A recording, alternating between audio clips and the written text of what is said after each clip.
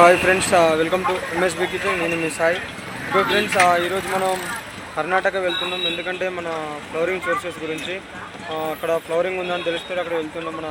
నేను ఇంకొక be keeper తెలిసిన వాళ్ళు వెళ్తున్నాం కార్లో. ఇప్పుడు ఆల్రెడీ మనం సికింద్రాబాద్ వచ్చేసి ఒక 2 days ఉండే ఆడ ఎలా ఉంది ఫ్లవరింగ్ అని తెలుసుకోవడానికి వెళ్తున్నాను నేను. కాబట్టి అక్కడ ఎలాంటి ఫ్లవరింగ్ ఉందని అయితే వీడియోలో చూపిస్తా.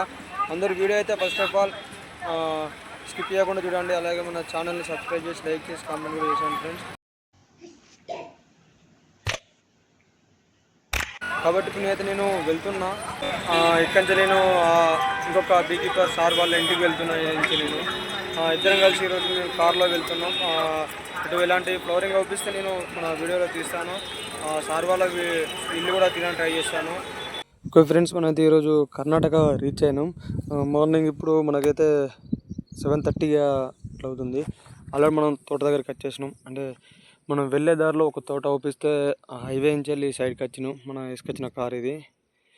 ఇటు సైడ్ కూడా ఉంది ఫ్రెండ్స్, చాలా పెద్దగానే ఉంది. ఇదంతా ఉంది కానీ ఏంటంటే ఇది ఫ్లవరింగ్ ఇప్పుడు మనకు బీస్కనే సరిపోదా. ఫ్లవరింగ్ అయిపోయింది అంటే చెట్టు తెంపే స్టేజ్కి వచ్చేసింది. చూస్తున్నారు కదా ఎలా ఉంది. ఇక్కడంతా మొత్తం మొగ్గ అనేది కిందికి ఇట్లా వాట్ చేసింది, అంటే కిందికి హంగింది. గింజ అయింది ఫ్రెండ్స్ ఇది. ఇప్పుడు మనం ఇంకైతే సార్ వాళ్ళ దగ్గరికి వెళ్ళలే, అగ్రికల్చర్ సార్ వాళ్ళ దగ్గరికి. ఇంకా టైం కాలేదని చెప్పేసి ఆయన మీద అంటే మనకు అవపడ్డ ఫార్మింగ్ అనేది అన్నీ చూసుకుంటూ వెళ్తున్నాం. చూస్తున్నారు కదా ఎలా ఉన్నదని చెప్పి.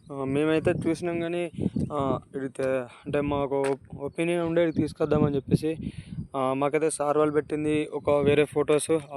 మళ్ళీ ఇక్కడికి వచ్చిన చూశాక ఈ ఫొటోస్ ఇలా ఉంది మనకు అనేది.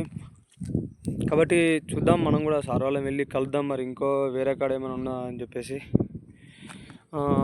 మనమైతే ఇప్పుడు వెళ్ళి సార్ వాళ్ళతో కలవడానికి వెళ్తున్నాం. ఇప్పటివరకు చూస్తూనే ఉండండి ఇంకా మన ఎంఎస్బీ కీపింగ్. మేము సార్ వాళ్ళ దగ్గరికి వెళ్తున్నాం ఇప్పుడు, అగ్రికల్చర్ దగ్గరికి.